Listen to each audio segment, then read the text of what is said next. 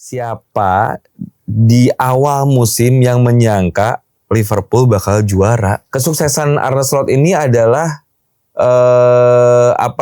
bermain dengan sabar. Kalau lo lihat dia nggak gegenpressing itu capek. Ya kan makanya banyak yang cedera. Ya. Yang terus plesetnya Gerrard lawan Chelsea. Jadi itu ada ceritanya tuh. Jadi tahun itu gua nggak tahu kenapa harus bisa juara itu kan. Itu juara. Kan, gue yakin banget itu juara. Jadi waktu itu gue tuh punya toko jersey. Di tahun itu gue punya toko jersey. Jadi pada saat itu gue nyetok jersey home Warriors tahun 2013 itu banyak tuh. Itu mau juara. Mau jualan buat champion tulisan. Gue nggak jual. Masih ada nggak mas? Habis gue stok nih. Nimbun dulu nih karena naik nih harganya. Gagal juara, nggak kejual itu.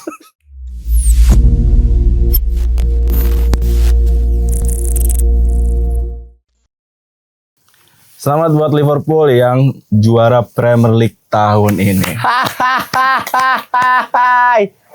Gue sebagai emang iya. Tar dulu, ini pamali kalau kata orang mah.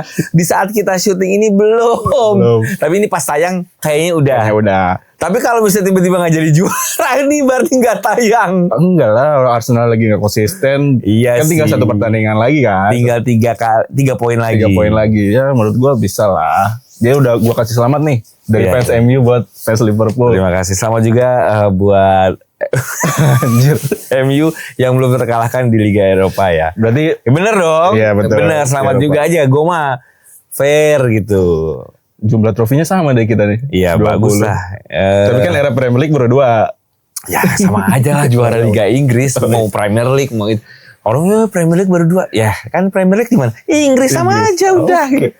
Walaupun memang di era sepak bola modern, ya gue baru merasakan juara Liga Inggris ini ya baru dua kali ini. Nah itu yang pengen gue tanya ini.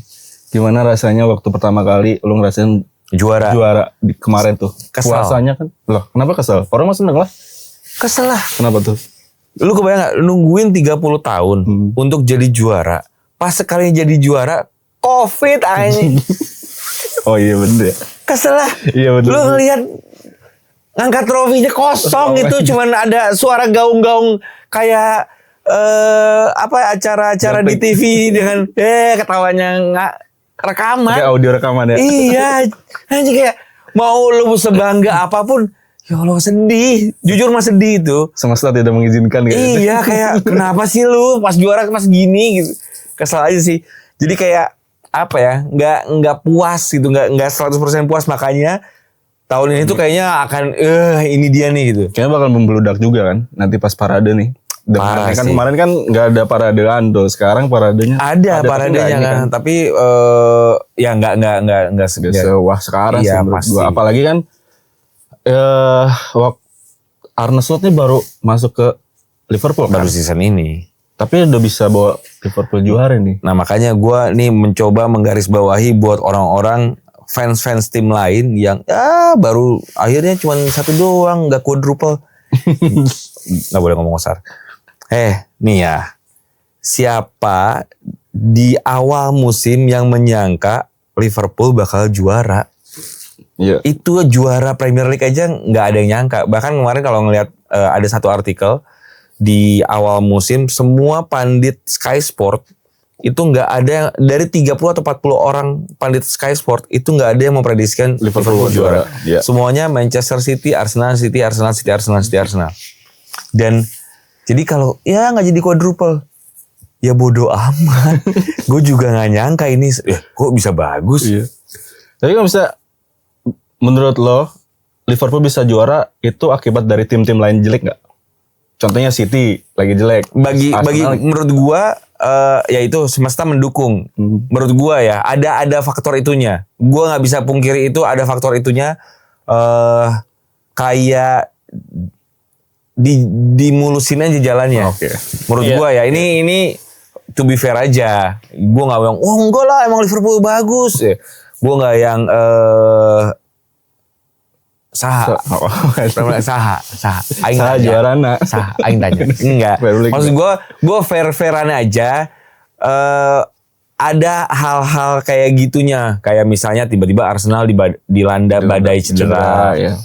Manchester City juga sama, Haaland beberapa kali cedera, terus semuanya jadi lagi off form. Tapi menurut gue ini jadi fondasi, ya ini kesuksesan manajemennya Liverpool membuat fondasi ini. Gue ngelihatnya ya gini, Liverpool season lalu kan baru nge-rebuild pemainnya lagi dengan mendatangkan McAllister, Szoboszlai, Gravenberch di tengah gitu. Padahal season sebelumnya kan ancur-ancuran tuh. Pas Jurgen Klopp itu mau cabut ya. Iya, sebelum Klopp era mau cabut itu untuk masuk ke 4 besar aja agak sulit. Susah banget. Perjuangan banget itu. Karena apa? Karena menurut gua telat untuk meregenerasi.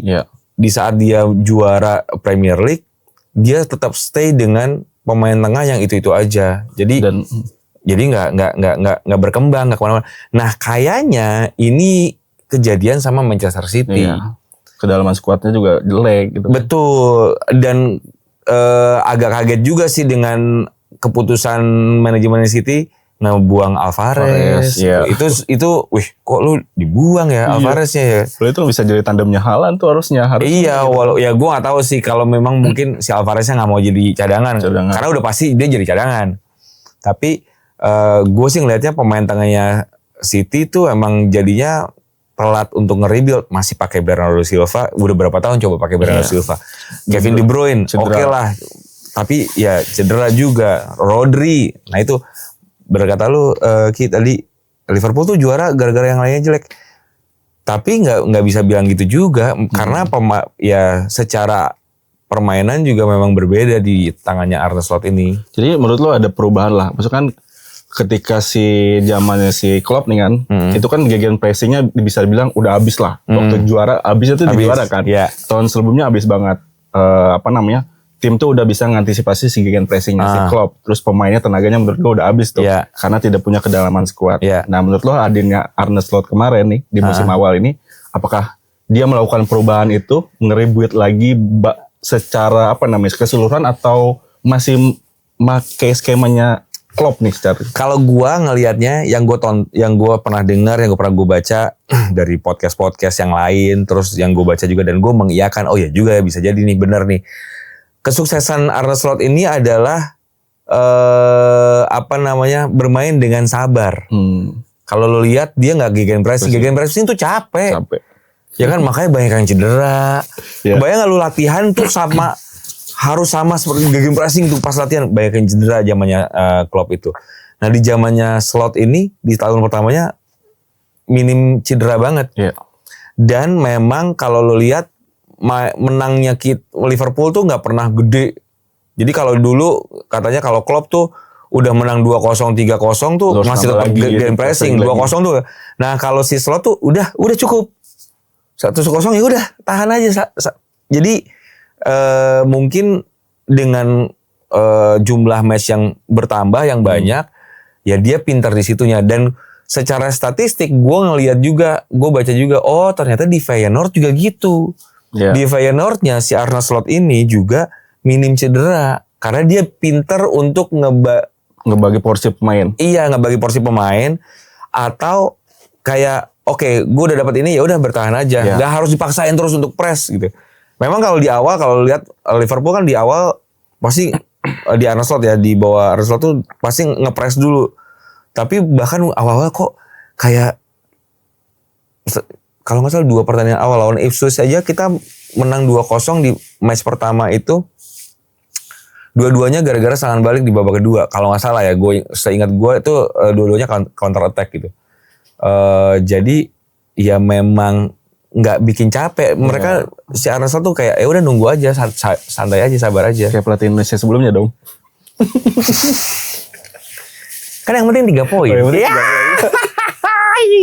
Negatif football gak apa-apa, yang penting kan 3 poin. Yang penting 3 poin. Tapi sebenarnya jujur, gue dulu zamannya gue bukan orang yang pecinta negatif football gitu ya. Tapi gue nggak suka lah karena main bola tuh harusnya kayak ya main bola aja. Zaman Mourinho parkir bus segala macam tuh gue benci banget sebenarnya.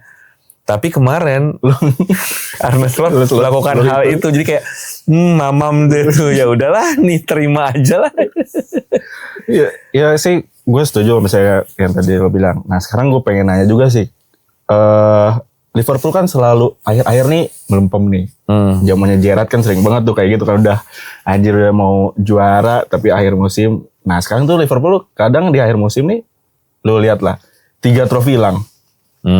Terus nah apakah itu jadi apa namanya ya, salah satu kekurangan skuadnya Liverpool sekarang gitu yang harus diperbaiki nantinya? Menurut gua kalau 3 trofi hilang, menurut lo ya, oh Liverpool di akhir musim 3 trofi hilang, untuk dapetin semua trofi terus jadi juara tuh susah tau. Nggak banyak tim yang bisa treble winner tuh, nggak banyak. Cuman ada 6-8 tim yang pernah jadi treble winner.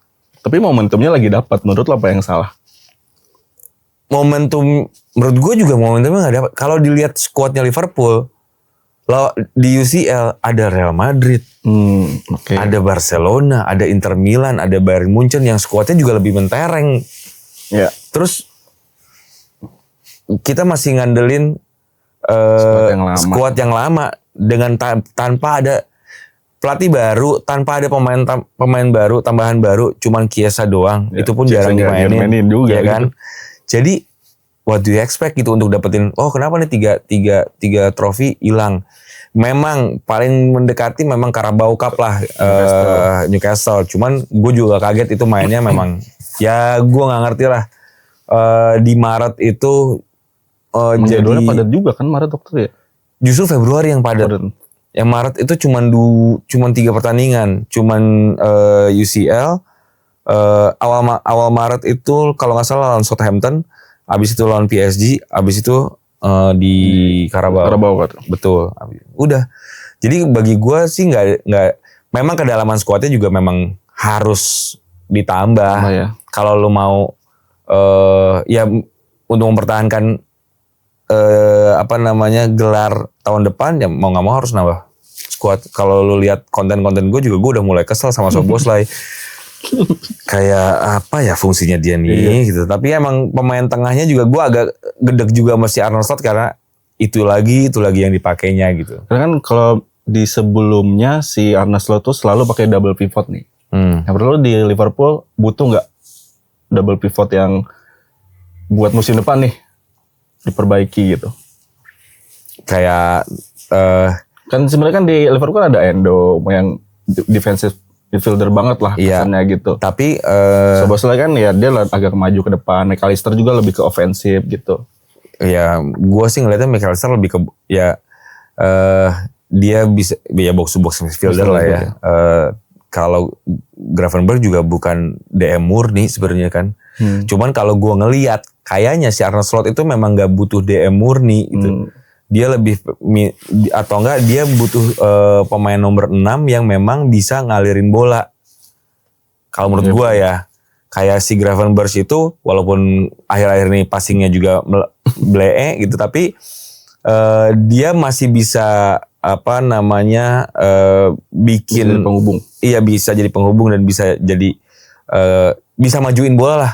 Kalau Endo kan lu nggak punya skill itu. Dia benar-benar destroyer aja. Ibaratnya kalau di Persib mah Haryono.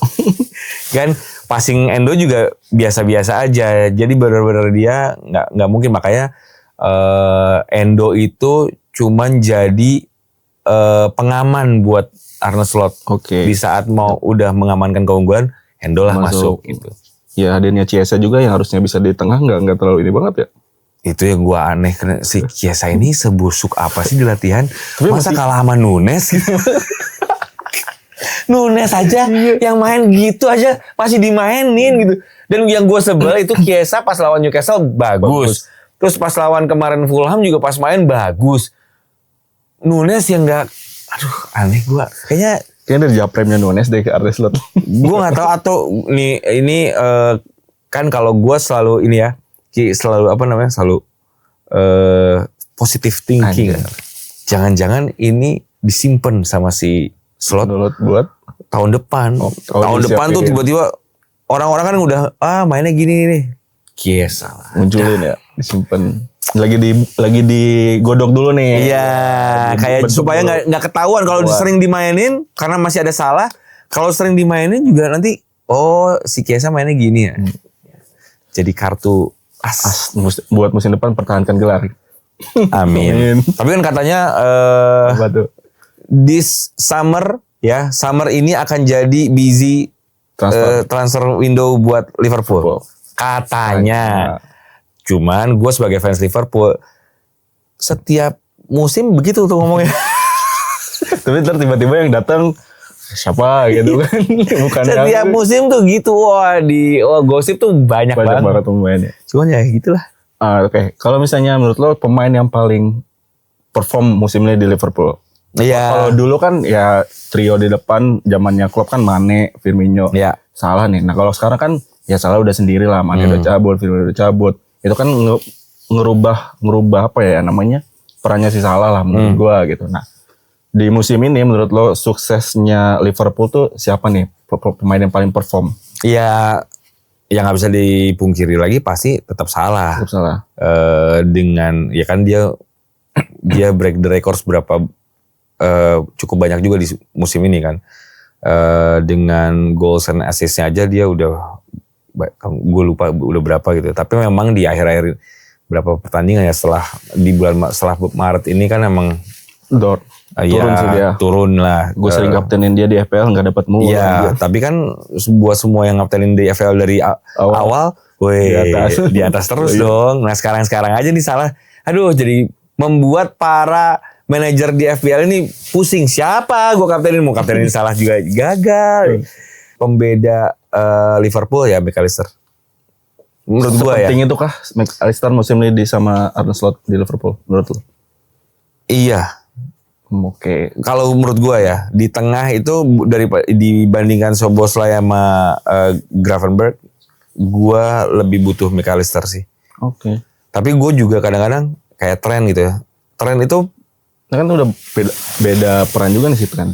Nah, udah masuk ke gelandang dikit aja. Gue tuh di Liverpool tetap butuh tren. Kalau udah buntu, walaupun kita tahu defense-nya dia kadang-kadang suka ngaco lah ya. Tapi kalau udah buntu tuh ya kita tahu lah passing-passingnya dia juga ya kan ajaib-ajaib. Jadi maksud gue ini kalau udah lewat kiri nggak bisa, lewat tengah nggak bisa, lewat kanan nggak bisa, tiba-tiba passingnya dia tuh jadi asis aja. Makanya semua manajer FPL juga pasti ada tren. Apalagi Haaland lagi jelek, wah lumayan tuh mengikis budget ya. Ya. Kayak tadi lu bilang tren kan cabut nih. Ya. Siapa yang cocok buat gantiin dia nih menurut lu? Nggak tahu. Ya kalau bilang sekarang Conor Bradley kemarin. Conor Bradley lah misalnya. Ya tapi kan gue juga masa Conor Bradley doang, masa nggak ada backupnya lagi gitu. Yang paling kencang di isunya sekarang yang beredar kan si Frimpong. Cuman gua itu belum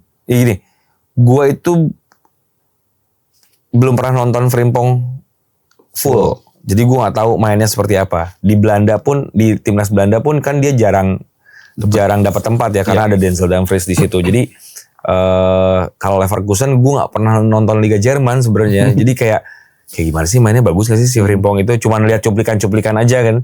Kalau cuplikan kan dulu pemain Liverpool Omar Asaidi juga bagus dari cuplikannya. Lazar Markovic juga bagus gitu. BB juga di MU bagus cuplikan. Iya kan, kalau cuplikan mah bagus, kita juga namanya juga. Ya kayak kita di Instagram juga, bagus yang di story-storyin mah. Ya kan kayak main bola, wah bagus. Main basket, yang diliatin yang masuknya. Kan yang jeleknya enggak. Mungkin ini jadi PR kan buat Liverpool nanti nih ketika cabut, tentu harus bisa ada sosok dia lagi sih, ya nggak sih kalau menurut? Iya, makanya tapi kan, ya kalau gua lebih milih ya tren tuh kelebihannya di passing sih. Kalau gue lebih milih punya pemain ya fullback kanan yang nggak harus bagus passingnya tapi lebih apa ya, lebih stabil aja lah. Kayak ya bisa nyerang, bisa defense, karena balik lagi ya fungsinya back namanya juga full back. Ya defense. Oke. Kayak Nuno Mendes gitu. Nuno Mendes kan kemarin matiin Mohamed Salah tuh. Gila tuh. Terus kalau misalnya menurut lo pemain yang harus cabut dari Liverpool siapa nih? Nunes udah. Udah gak ada lagi. Nunes yang harus didatengin. Yang harus didatengin buat Liverpool musim depan. Nomor 9 sih. Nomor 9 ya. Gue gak tahu siapa. Kemarin kan ada Harry Kane katanya mau ke Liverpool. Aduh. Cuman kan susah cari nomor 9 di era sekarang sih. Sepak bola memang banget kan. Kemarin ya Isak. Ya Alexander Isak bisa sih. Walaupun dia bukan nomor 9 murni ya. Tapi untuk sekarang sih menurut gue di posisi itu dia. Iya. Cuman kan mau gak Liverpool ngeluarin uang sebanyak itu untuk Alexander Isak. Walaupun sekarang gosipnya juga kencang banget. Bahkan ada beberapa yang bilang udah ngontak representatifnya si Isak gitu. Gitu. Ateng kali ya, Ateng Isak lah. Buat tandemnya Salah siapa deh? Hah? Buat tandemnya Salah. Di kiri. Iya. Sekarang kan masih kayak rolling terus kan, Luis Diaz kalau nggak Jota gitu. Kan juga. Nih gosip yang kenceng nih dia bakal cabut juga. Karena ya mungkin umur udah 29 kalau nggak salah sih Diaz ini. Jadi mau nyari yang lebih muda lah. Season awal musim lalu kan sebenarnya Anthony Gordon tuh udah santer banget bakal ke Liverpool gitu. Cuman waktu itu juga kita sempat ngapain udah ada Diaz ada Gakpo ngapain datangin Gordon lagi.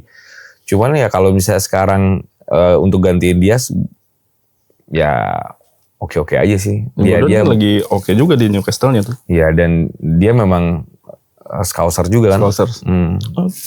Gitu. Lo paham banget Liverpool ya? Iya.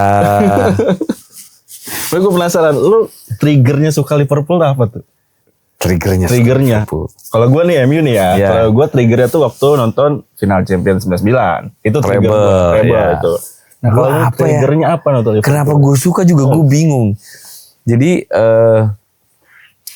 gue inget pertama kali nonton Liverpool adalah final FA 1988. Umur gue 8 tahun nonton di TVRI. Gue belum lahir sih itu. Ya pasti.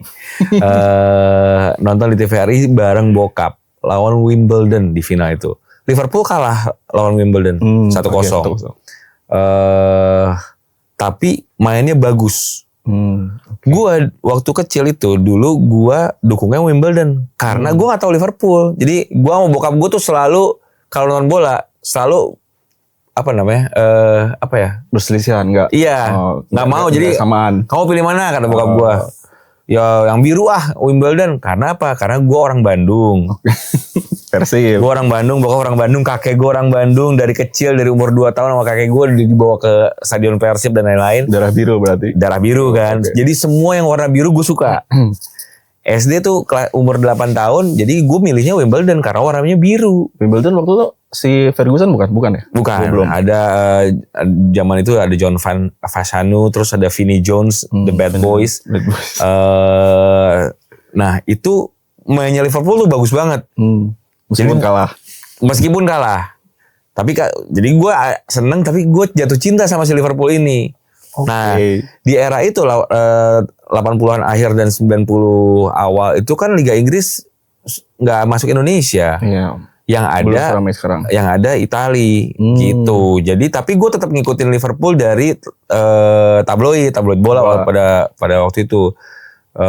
Terus ada di rumah teman gue ada komputer, ada game bukan Championship Manager tapi kayak gitulah hampir sama yang kita bisa main itu cuma Liverpool doang. Anjir. Jadi zaman itu tuh gue lupa main gamenya apa aja cuma Liverpool doang tuh di skate, inget banget gue. Jadi dari situ gue tahu mau main Liverpool dan akhirnya makin suka sama si Liverpool walaupun pada saat itu 9 bulan awal karena nontonnya Serie A gue tuh Milanisti sejati. Milanisti. Karena trio Belanda. Zaman dulu kecil gitulah gara-gara Persib sukanya biru-biru ya gitu. Belanda jadinya gue Euro 88 Belanda juara, gue dukung Belanda, jatuh cinta sama trio Belanda ini. Dulu regulasi tim-tim Eropa itu Serie A hanya boleh 3 pemain asing kan, semua tim. Nah jadi gue cari yang ada pemain Belandanya, kebetulan AC Milan. Gitu. Kalau AC Milan sama Liverpool sekarang lu ya Liverpool lah. Liverpool, oke.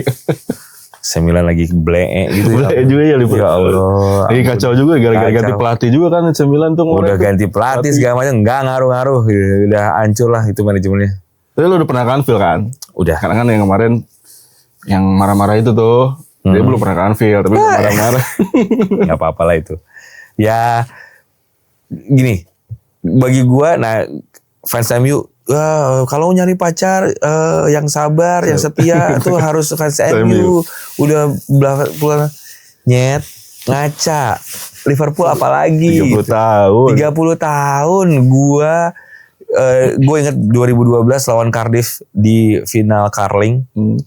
Juara aja itu ada fans Liverpool tuh, gue nonton bareng itu ada yang nangis. Carling lawan Cardiff itu sampai nangis. Tuh segitunya kita merindukan juara tuh gitu. Jadi kayak ya Allah.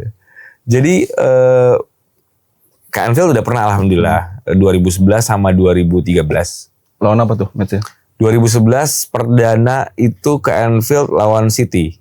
Home, Andy Carroll 2 gol.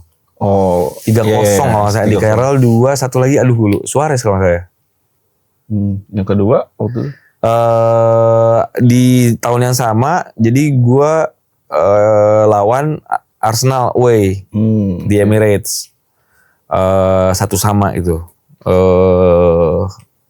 Pokoknya yang gue inget itu injury time-nya sampai menit 100 kalau nggak ya, 10 menit lebih karena Carragher cedera lama dan itu golnya penalti menit akhir. Jadi selama ini lo nonton Liverpool, match paling berkesan apa nih? Match apa yang paling lo ingat banget yang sampai sekarang tuh kayak anjir nih nggak bakal bisa gue lupain sih match itu? Pertama Liverpool Newcastle zamannya Stan Collymore. Oke. Ingat kan? Iya, ingat. 4-3. Iya. Itu ditayangin di mana kok Bigo bisa nonton ya? Kalau nggak salah udah mulai ada tuh karena itu 96 kalau nggak salah ya. 96-an. 97 96 ya. Udah masuk era Premier League yang baru. Iya benar. Itu salah satu yang memorable buat gua. Istanbul udah pasti. Oke, Istanbul udah pasti. Terus ini final dulu tuh apa ya? UEFA Cup ya?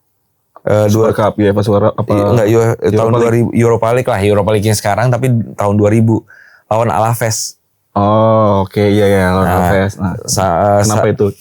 Karena ya itu kita udah menang kalau nggak salah 3-0 terus jadi 3-1, 3-2, 3-3 walaupun akhirnya menangnya 4-3 gitu. Jadi itu dramatis lah, selalu gitu. Liverpool tuh selalu gitu.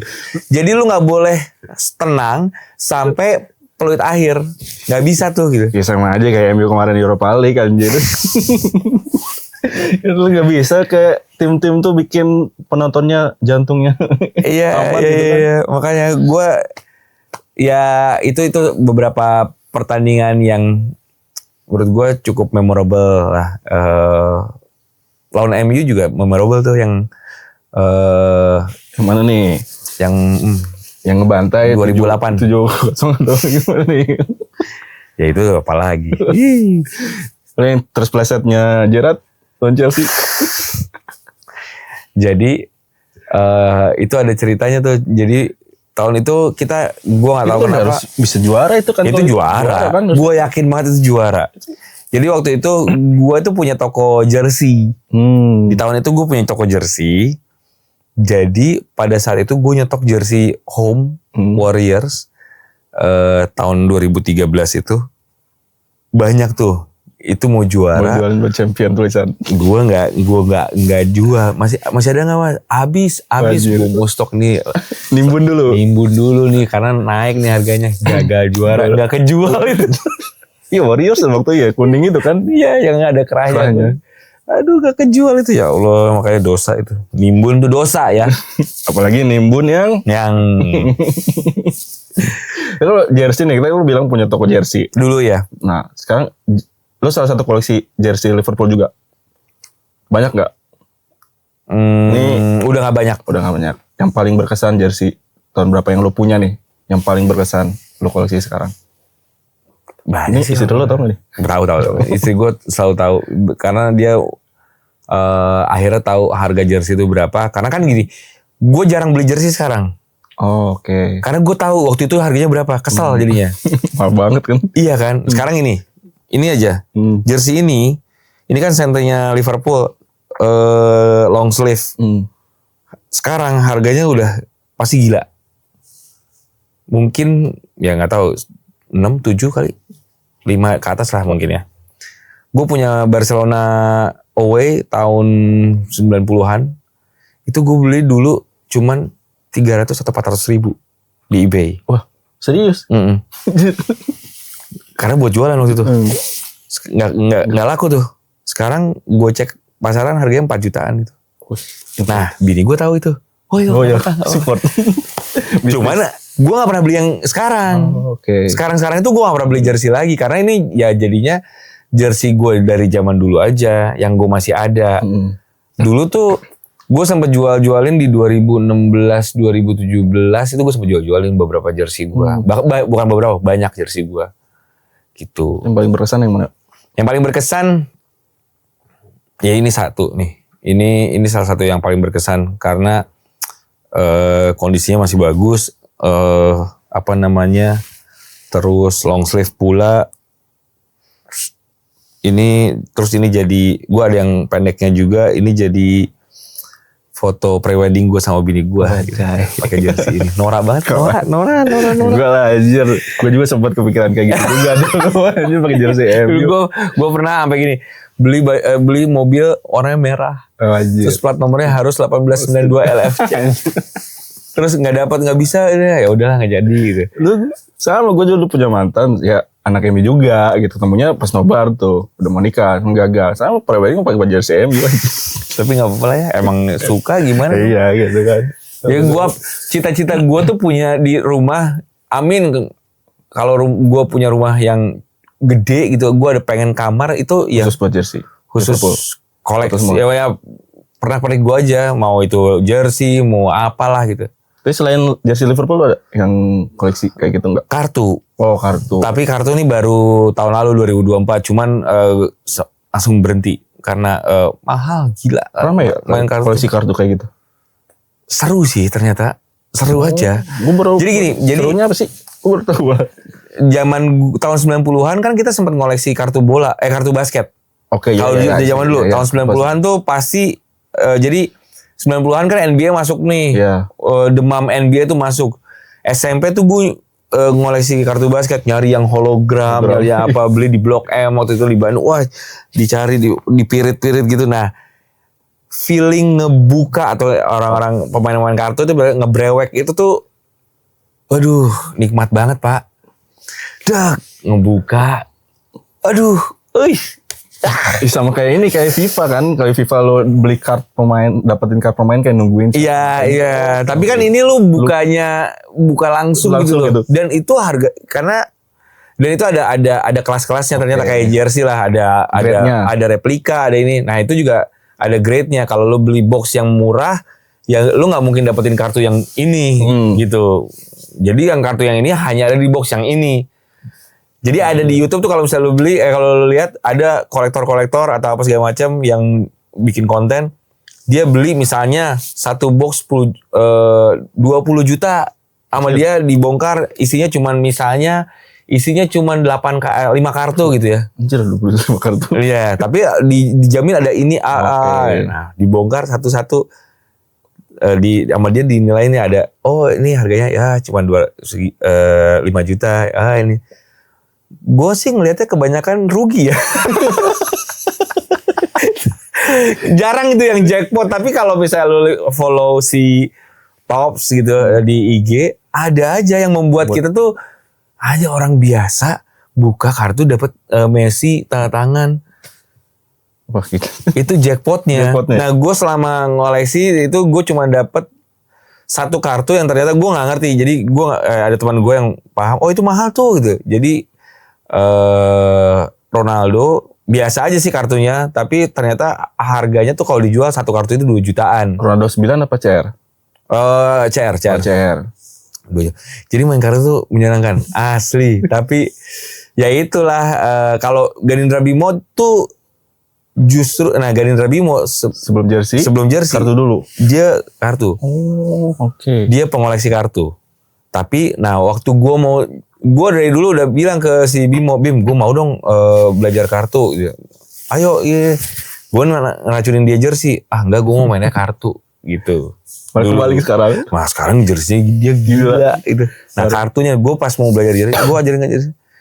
Kartu gue udah jadi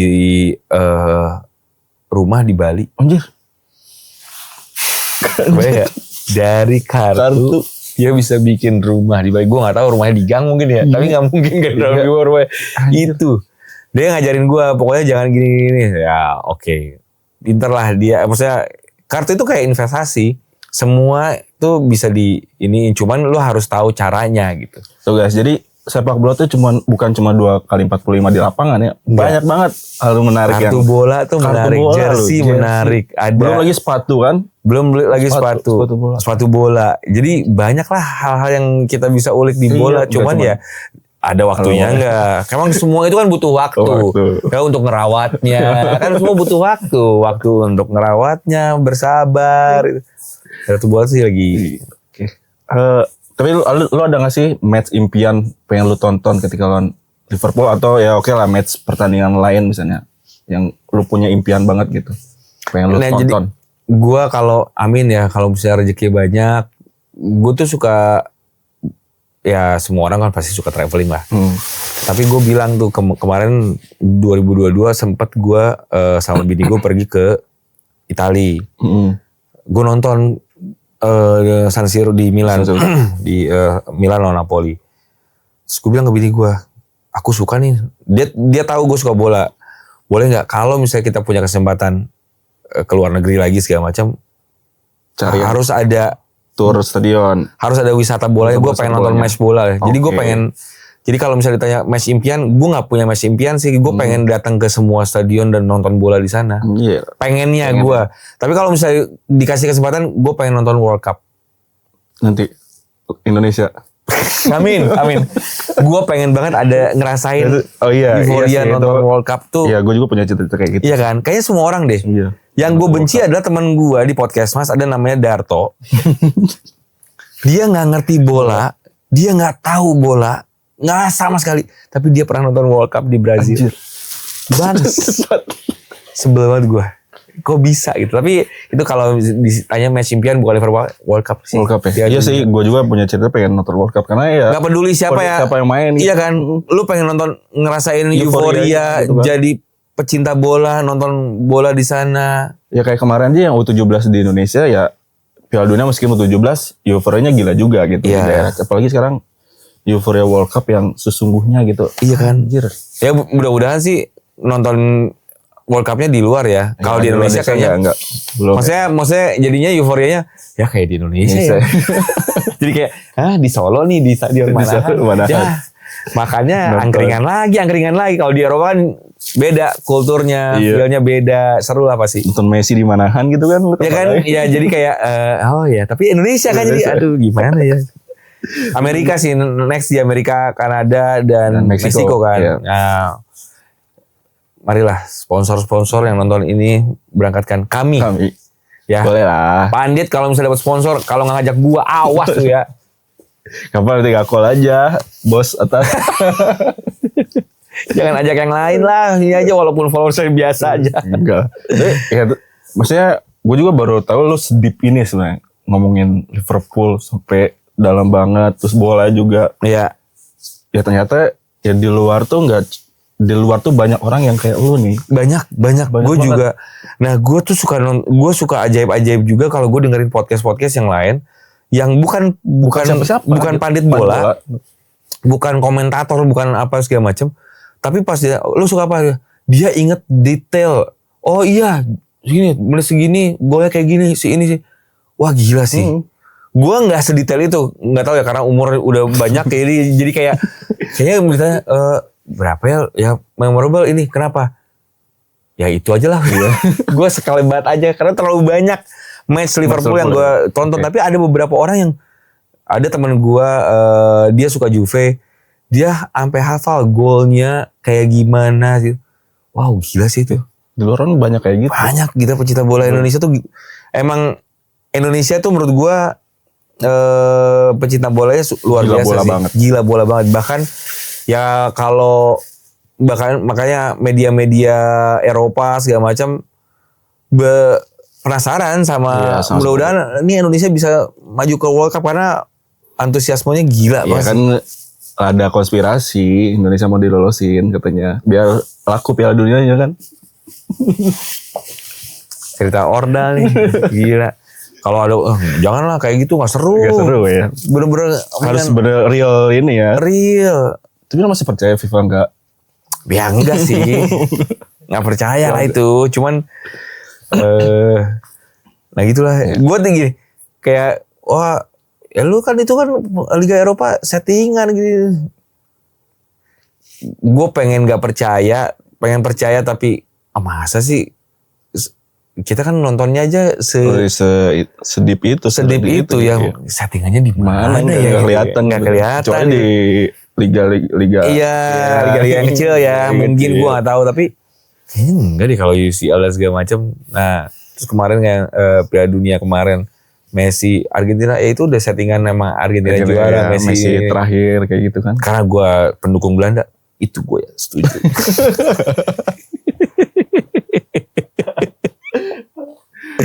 Iya makanya gue bilang gue baru ngobrol sama lo gitu ternyata emang di luar sana tuh banyak banget orang yang bukan paham banget ya gila banget sama bola tapi belum mau speak up gitu. Ya. Kayak gitu. Makanya karena serem tahu ngomongin bola tuh salah dikit langsung dikasih sotoy lu.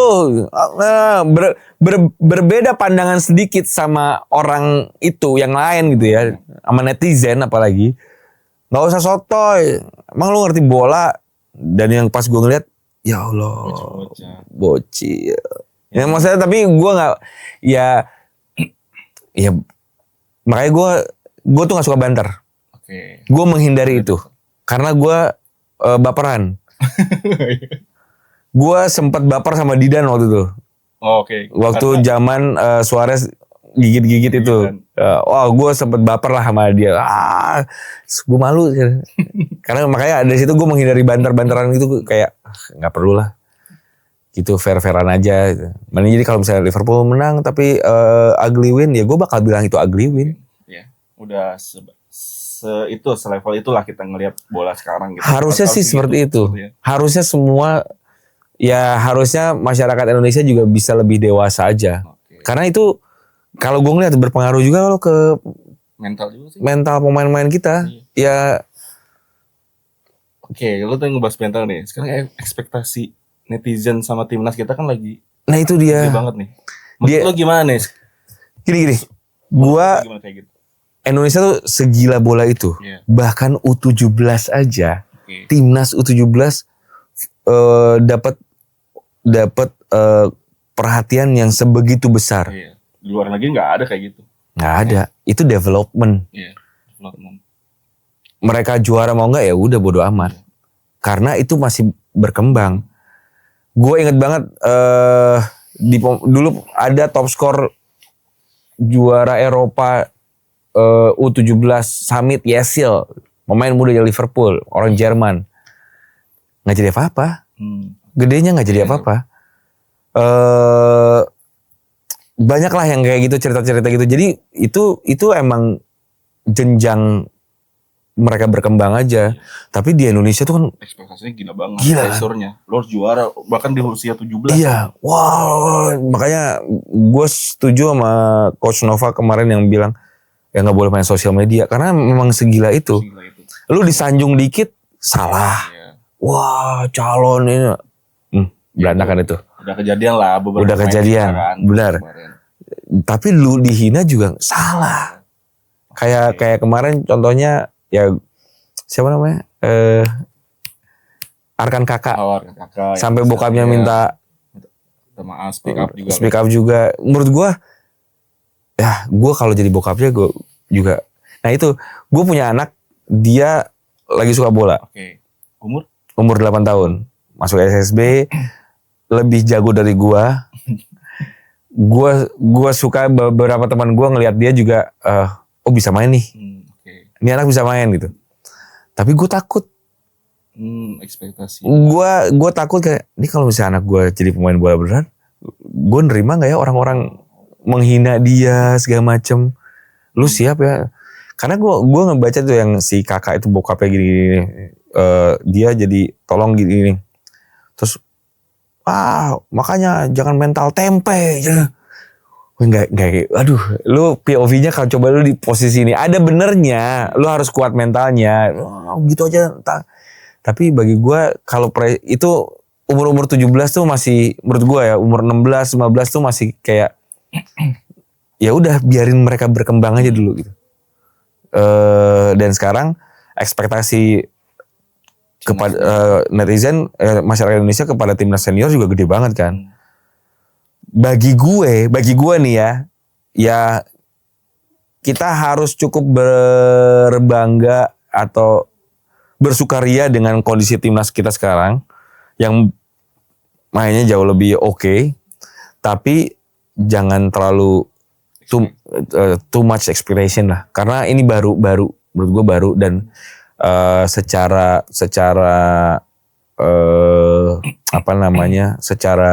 tim pemain-pemain kita juga bukan pemain-pemain kayak pemain grade A yang di Jepang. Premier League lah, ya, Liga lah, betul. Gitu kan. Ya jadi kan misalnya ya timnas kan memang lagi bagus-bagusnya gitu, tapi ya beberapa hari kemarin ternyata liga kita turun nih, bahkan di bawah Kamboja. Nah itu menurut lu kayak gimana nih? Karena kan gua nggak peduli sih, yang penting Persib juara. Back to back lagi ya. Kan kayak misalnya, kayak gini loh, misalnya ya kita lolos ke Piala Dunia. Terus Thailand, Vietnam, Malaysia datang ke kita. Gue mau studi banding nih sama timnas. Lo kan lo bisa Piala Dunia. Gue mau studi banding lo ke federasi lo gitu. Sedangkan liga kita tuh masih di bawah mereka gitu. Nah harapan gue itu adalah gini. Harapan gue setuju sama, gue senang dengan adanya naturalisasi. Membuat jadinya persaingan dan animo masyarakat bola tuh akan harapan itu jadi menggelora lagi. Sejak kapan lu nonton timnas tuh pengen gitu? Wah seru nih. Gue AFF yang Irfan Bahdim. Iya kan? Thailand itu. Iya sekarang kan kelihatan lah semuanya tuh jadi berapi-api lagi. Cuman gue nih sebagai orang yang suka bola, ya harapan gue si liganya juga bisa di level up juga. Bahkan ya tadi gue sempat bilang federasi juga membuat jenjang developmentnya juga jelas gitu. Karena jujur gue punya anak yang suka main bola, jadi jangan sampai sekarang nih gini. Obrolan teman-teman gue semuanya, pokoknya jangan main di Indonesia, pokoknya harus main di luar. Udah sekolah bolanya di luar aja, di sini mah jadi apa-apa. Gue nggak pengen itu sebenarnya. Gue pengennya anak gue, misalnya main di Liga Indonesia pun bagus gitu, bukan jadi sesuatu yang jelek gitu loh. Itu sih keinginan gue, karena ya udah, dan gue yakin banyak pecinta bola Indonesia juga sama. Iya. Karena ya negara-negara di luar yang timnasnya bagus ya dia di bawahnya juga udah rapih gitu kan, harus roadmapnya jelas, pembinaannya jelas gitu. Gue pernah ngobrol sama bekas pemain lah ya, dan dia juga sekarang ngelatih SSB lah ya. Dia bilang tuh soal Jepang aja. Jepang itu emang dari awal memang udah ngebangun roadmapnya udah jelas gitu. Bahkan kan sekarang kalau misalnya kita lihat ada banyak SSB Jepang di Indonesia yang kerjasama sama SSB Indonesia gitu. Ada beberapa lah dari beberapa tahun yang lalu, dan ternyata memang yang dia bilang Jepang itu, ini gue nggak tahu ya, ini obrolan gue ya, Mungkin gue bisa salah. Tapi Jepang itu menaruh dengan harapan adalah dia mengembangkan Asia.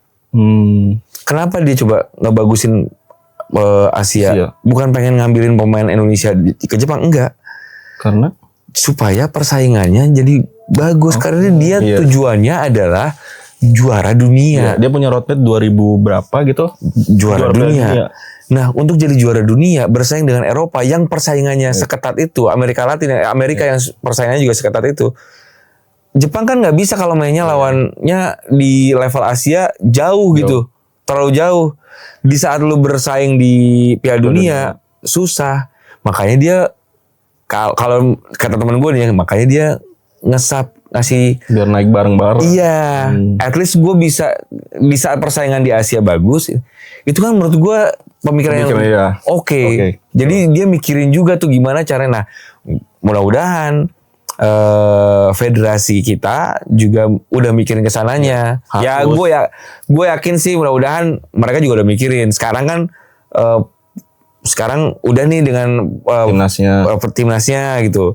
Nah, kita lihat mudah-mudahan karena banyak banget gue ngelihat bibit-bibit pemain bola bagus tuh ya, karena anak gue ikutan U10, gue ngelihat U12 turnamennya banyak yang bagus, Pak. Anak-anak Indonesia tuh bagus-bagus gitu. Iya, tadi kan gue bilang gue pernah scouting Garuda Select. Gue keliling lah ke Indonesia. Kayak 2 tahun kemarin tuh gue keliling ke 11 kota 10 provinsi, sampai ke Padang, sampai ke Manokwari. Bagus-bagus, Pak, pemain tuh. Cuman ya karena roadmap-nya nggak jelas. Sama itu sama Des Walker sama Dennis Wise. Iya, sama Dennis Wise. Dennis Wise bilang bagus gak? Bagus. Pemain Indonesia tuh bagus-bagus. Dia punya karakter, punya karakter yang gak dimiliki dari negara lain lah. Punya karakter Indonesianya gitu. Cuman ya karena roadmap-nya nggak jelas, terus kompetisinya juga belum mendukung.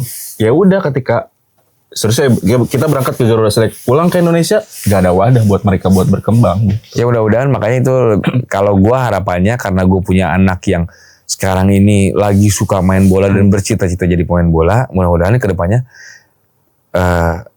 secara liganya segala macam tuh udah tertata dengan baik. Di luar tuh usia 7-9 tuh udah ada. Iya. Bosnya mau apa. Betul. Kita kan masih bahkan pelatihannya juga udah diseragamin mungkin ya. Maksudnya kayak kurikulumnya lah. Iya. Jadi nggak semua. Ini ada cerita lucu lagi. Yang ditanemin di Indonesia itu dari kecil adalah menang katanya. Iya betul.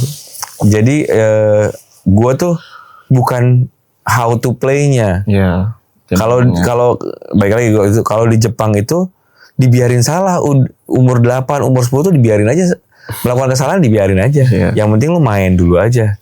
Nanti pas habis game, tahu nggak kenapa salahnya? Salahnya dikasih tahu. Tapi nggak yang didikte gitu. Jadi ini masih beda. Dan waktu itu gue ngobrol sama siapa ya? Vincent juga kan punya anak yang main bola dari usia dini lah. Nah, dia bilang tuh, lu anak lu main bola ya? Iya. Selamat ya, lu akan melihat, wah banyak sekali cerita-cerita. Oh iya. Wah, jadi ada yang dicerita, ada yang kalau nggak salah ada di kontennya Vindes juga tuh waktu sama sama Coach Justin apa? Vincent juga cerita, dia ngelihat seorang kiper U10, U11 ya, kalah, digampar sama bapaknya. Oh, bapaknya. Bapaknya tuh pelatihnya ternyata. Itu karena mindsetnya menang. Iya. Harus menang. Itu juga itu. Jadi makanya kalau di U10 Danon kita juara, karena mindsetnya menang. Kalau di luar kan mindsetnya berkembang aja. Happy football, berkembang, belajar.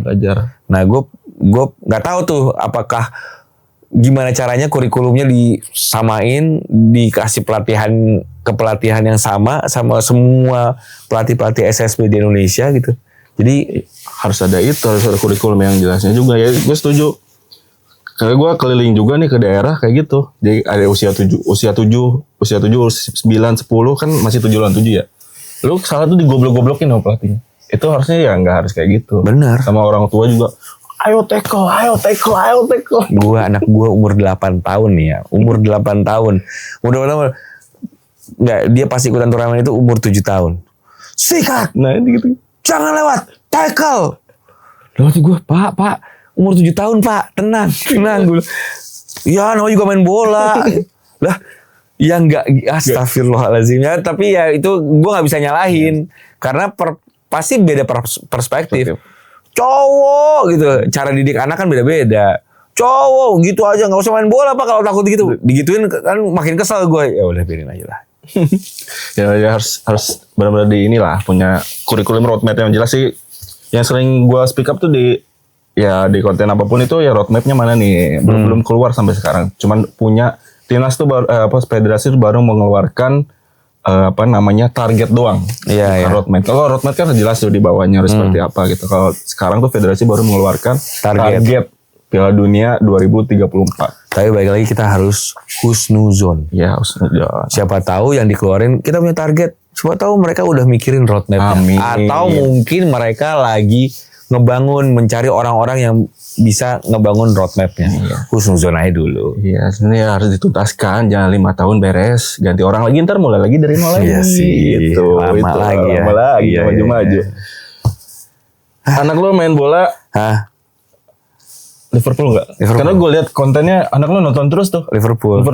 Kalau matchnya masih pagi lah. Masih pagi pasti nonton. Atau enggak besoknya libur pasti nonton. Anjir. Gua ajak dia nonton karena gini, dia main bola, dia harus nonton bola. Oke. Dan gua mau memupuk kesukaannya dia terhadap bola. Makanya gue suka gue sempat bawa dia ke Persib, nonton Persib gitu. Jadi emang iya. Gue juga baru punya anak cewek. Udah gue dengerin Glory Man United. Itu salah sih. Itu salah sih, lagunya nggak enak. Oke, thank you banget nih. Maaf enggak? Sama-sama. Mas, anjir gue manggil Mas. Iyalah. Dia kan gue bilang tadi ternyata di luar sana tuh banyak banget orang yang banyak, bahkan banyak yang lebih ngelotok dari gue tuh. Banyak banget. Kayaknya Bang Marbun kita bikin episode selanjutnya sama Mas Genggo kayak bikin program kayaknya kita nih. Ayo boleh. Kita bikin bareng lah. Ya pokoknya itu aja. Thank you banget Mas. Sama-sama. Udah ngobrol Liverpool, ngobrol sepak bola dan lainnya. Ya buat kalian juga jangan takut buat ngomongin bola.